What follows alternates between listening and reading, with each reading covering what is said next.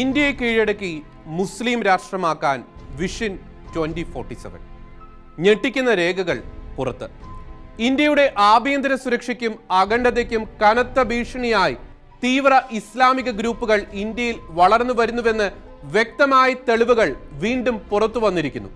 ബീഹാറിലെ പാറ്റ്നയിൽ നടന്ന ഇസ്ലാമിക ഭീകര സംഘടനയായ പോപ്പുലർ ഫ്രണ്ട് ഓഫ് ഇന്ത്യയുടെ രഹസ്യ ക്യാമ്പിനെ കുറിച്ച് ബീഹാർ പോലീസിന് ലഭിച്ച വിവരങ്ങളുടെ അടിസ്ഥാനത്തിൽ നടത്തിയ റെയ്ഡിലാണ് ഞെട്ടിക്കുന്ന പല വിവരങ്ങളും പുറത്തു വന്നത്. ഭാരതം സ്വാതന്ത്ര്യത്തിന്റെ ശതാബ്ദി ആഘോഷിക്കുന്ന 2047 ആകുമ്പോൾ ഇന്ത്യയെ സമ്പൂർണ്ണ ഇസ്ലാമിക രാജ്യമാക്കി മാറ്റാനുള്ള ഹീനമായ നീക്കങ്ങളെ ഉറപ്പിക്കുന്ന രേഖകളാണ് ബീഹാർ പോലീസ് കണ്ടെടുത്തത്. ഭീതിജനകമായ ഈ വിവരങ്ങൾ പോപ്പുലർ ഫ്രണ്ടിന്റെ കയ്യിൽ നിന്നും പോലീസ് പിടിച്ചെടുത്ത India 2047 towards rule of Islam in India എന്ന ലഘുലേഖയിലാണ് ഉള്ളത്. മുഹമ്മദ് ജലാലുദ്ദീൻ എന്ന ജാർഖണ്ഡ്കാരനായ മുൻ പോലീസ് ഉദ്യോഗസ്ഥനെയും നിരോധിച്ച ഭീകര സംഘടനയായിരുന്ന സ്റ്റുഡൻസ് ഇസ്ലാമിക് മൂവ്മെന്റിന്റെ മുൻ പ്രവർത്തകനും ഇപ്പോൾ പോപ്പുലർ ഫ്രണ്ടിന്റെയും SDP-യുടെയും സജീവ പ്രവർത്തകനുമായിരിക്കുന്ന അദ്ഹാർ പർവേസിനെയുമാണ് പോലീസ് അറസ്റ്റ് ചെയ്തത്. ഇവരെ ചോദ്യം ചെയ്തപ്പോഴാണ് ഞെട്ടിക്കുന്ന പുതിയ വിവരങ്ങൾ പുറത്തറിഞ്ഞത്. ഇന്ത്യയിൽ ഇസ്ലാമിക ആധിപത്യം ഉറപ്പിക്കുവാനാണ് ഇവർ പദ്ധതിയിടുന്നത്. ഇന്ത്യയിലെ 10% മുസ്ലിമുകൾ പോപ്പുലർ ഫ്രണ്ടിന്റെ പിന്നിൽ അണിനിരന്നാൽ ഇന്ത്യ കീഴടക്കാമെന്നാണ് 8 പേജുകളുള്ള ബുക്ക്ലെറ്റിൽ കുറിച്ചിരിക്കുന്നത്. ഇതിനായി ഇന്ത്യയിലെ വിവിധ സംസ്ഥാനങ്ങളിൽ ഇത്തരം രഹസ്യ ക്യാമ്പുകൾ നടത്തി പ്രസ്തുത രേഖ മിക്കവർക്കും വിതരണം ചെയ്തിട്ടുണ്ട് എന്നാണ് ഇന്റലിജൻസ് കണ്ടെത്തിയിരിക്കുന്നത്.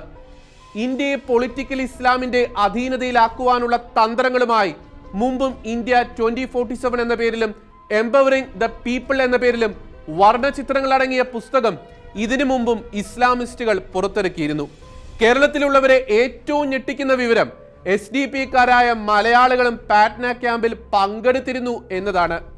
പാറ്റ്ന ക്യാമ്പിൽ പോലീസ് നടത്തിയ റെയ്ഡിൽ പിടികൂടിയവർ നൽകിയ മൊഴി അനുസരിച്ച് പാകിസ്ഥാൻ, തുർക്കി തുടങ്ങിയ മുസ്ലിം രാഷ്ട്രങ്ങളിൽ നിന്നെത്തുന്ന വലിയ ഫണ്ടിന്റെ പിൻബലത്തോടെ മുസ്ലിം തീവ്ര സംഘടനകൾ ഇന്ത്യയുടെ വിവിധ ഭാഗങ്ങളിൽ പല തീവ്രവാദ ക്യാമ്പുകൾ നടത്തിയിരുന്നു എന്ന് സ്ഥിരീകരിച്ചിട്ടുണ്ട്.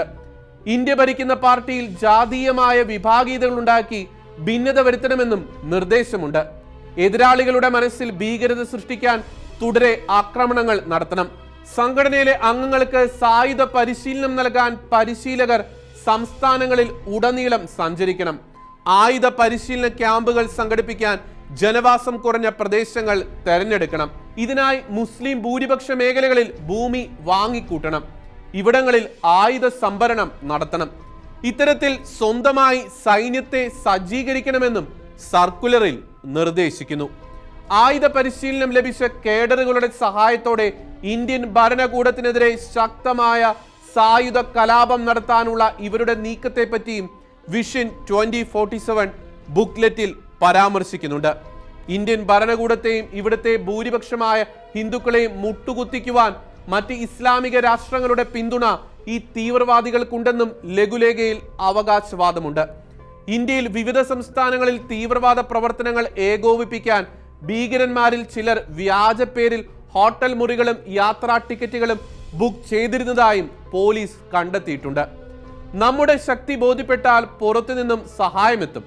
തുർക്കി, പാകിസ്ഥാൻ തുടങ്ങിയ ഇസ്ലാമിക രാഷ്ട്രങ്ങൾ നമുക്കൊപ്പമുണ്ടാകും. ലക്ഷ്യത്തോടടുക്കുമ്പോൾ നമ്മൾ യഥാർത്ഥ പോരാട്ടത്തിന്റെ ഘട്ടത്തിലേക്ക് കടക്കും. കാര്യങ്ങൾ കണക്കുകൂട്ടലനുസരിച്ച് മുന്നോട്ട് പോയാൽ സ്വന്തം ശരീഅത്ത് ഭരണഘടന സ്ഥാപിച്ച് ഇസ്ലാമിന്റെ മഹത്വം പുനഃസ്ഥാപിക്കണമെന്നും സർക്കുലറിൽ പറയുന്നു. 2016 കണ്ണൂർ ജില്ലയിലെ വളപട്ടണത്ത് നടന്ന IS റിക്രൂട്ട്മെന്റ് ക്യാമ്പിൽ പങ്കെടുത്ത് ഇസ്ലാമിക് സ്റ്റേറ്റിൽ ചേരാൻ സിറിയയിലേക്ക് യാത്ര ചെയ്തവരിൽ 3 പേർ കുറ്റക്കാരെന്ന് കഴിഞ്ഞ ദിവസം കോടതി കണ്ടെത്തിയിരുന്നു. തീവ്ര സ്വഭാവമുള്ള ഇസ്ലാമിക സംഘടനകളോട് വോട്ടിനു വേണ്ടി സർക്കാരും പ്രതിപക്ഷ കക്ഷികളും നടത്തുന്ന മൃദു സമീപനം ഗൗരവമായി തിരുത്തിയില്ലെങ്കിൽ അത് നമ്മുടെ നാടിന്റെ സർവനാശത്തിന് കാരണമായി തീരുമെന്ന് വീണ്ടും ഒരിക്കൽ കൂടി ഓർമ്മിപ്പിച്ചു കൊള്ളട്ടെ.